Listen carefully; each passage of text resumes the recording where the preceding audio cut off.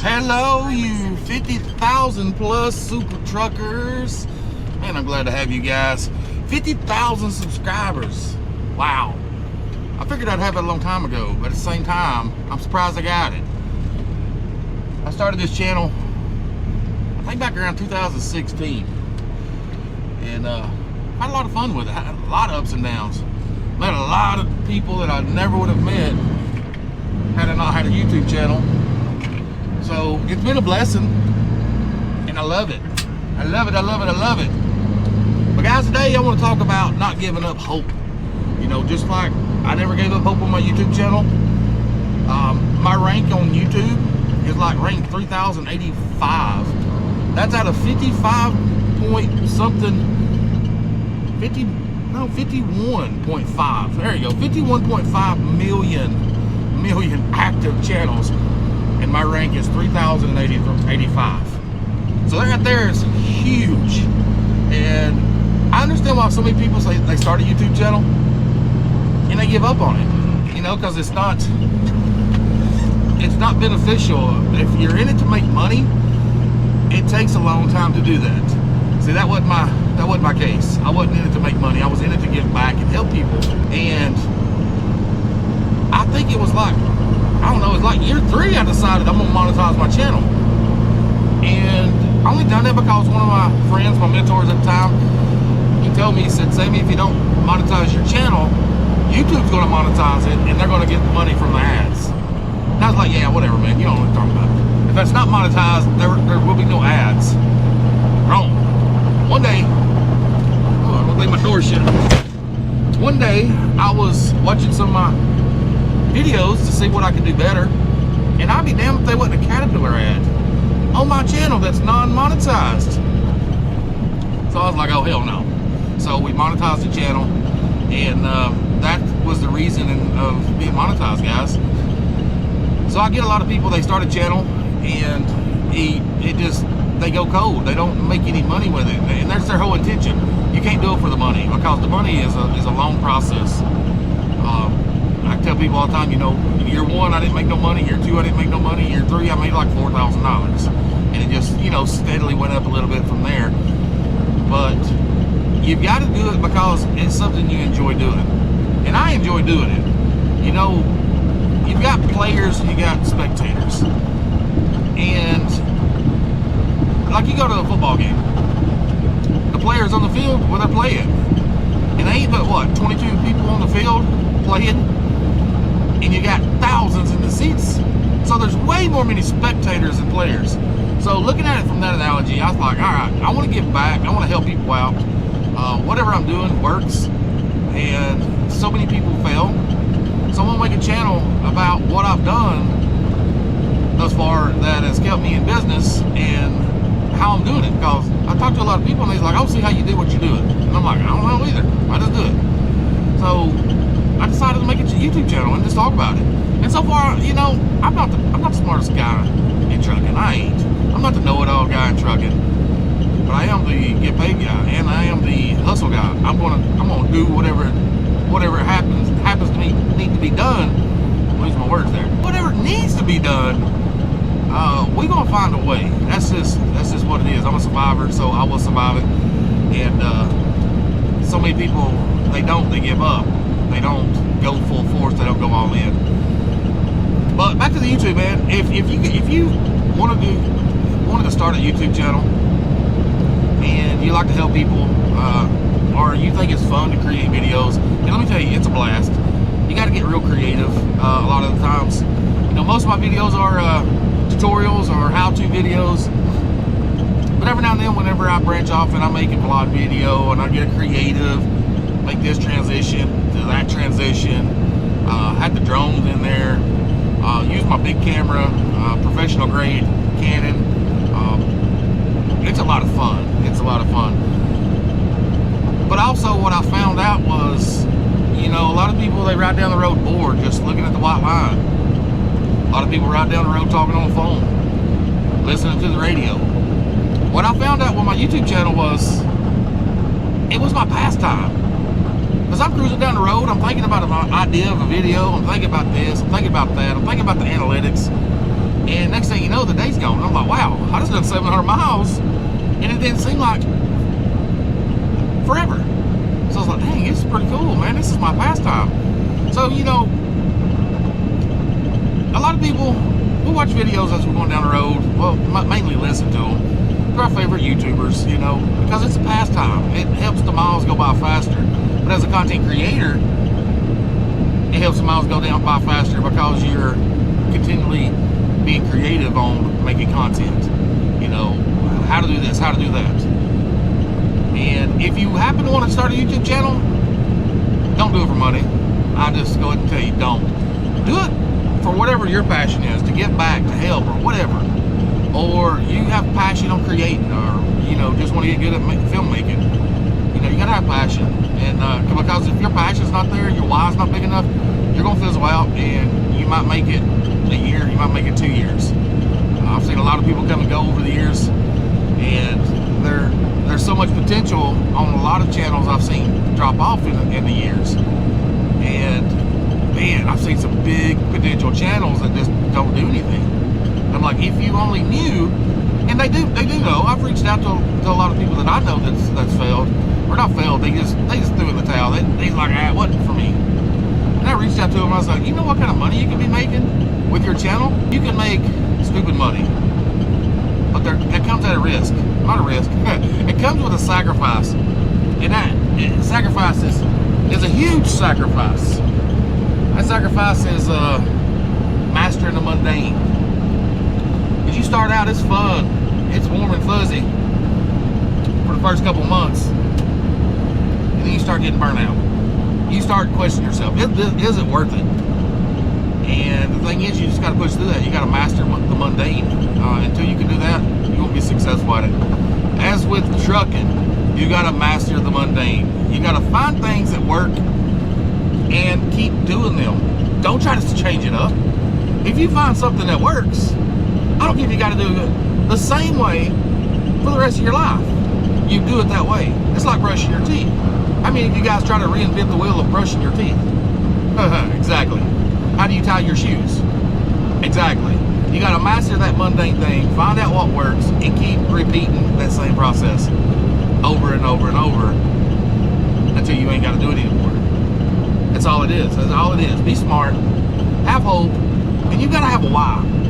If your why isn't big enough in the down times, in the hard times, you're going to give up. You're going to give up. I remember a time when I was in lineman school, and I was scared to death. It was the day we was practicing climbing up the pole, a 35-foot pole, with nothing but gaffs on our ankles and our hands. We're holding on to this damn pole like a woodpecker. No hands to grab hold of something like a bar. No. If your gaffs give way, if you don't know how to position the gaffs inside the wood, you're falling all the way to the ground. Now, granted, we got harnesses on, so it ain't like we're going to die, but we're going to be splintered up pretty good on our forearms if we fall. So the day that happened, I was scared to death. I was at the bottom of the pole, shaking. I was literally shaking. I was about to have a panic attack. I think that's the most scared I've ever been in my life. And I've been through a lot in my day. You know, I went to boot camp, in boot camp in the Navy. You have 3 or 4 RDCs barking in your face like a couple of hound dogs. Didn't scare me, never was fearful. Put me up a pole with nothing but gaffs in my hands and a technique. Man, I was scared. So I'm sitting at the bottom of that pole and I'm shaking, drinking a cup of water, and the instructor comes by and says, Lloyd, don't get back up that pole, man. You gotta get back up that pole. You gotta fight through it. Get up that pole. I told him, I said, I know. I said, I'm taking a water break. I said, I'm scared to death, but I'm going right back up. And that day, out of 35 students in my class, 16 of them stopped. 16 of them failed. 16 of them called it quits, got in their car and left. They quit. And I was almost the next one.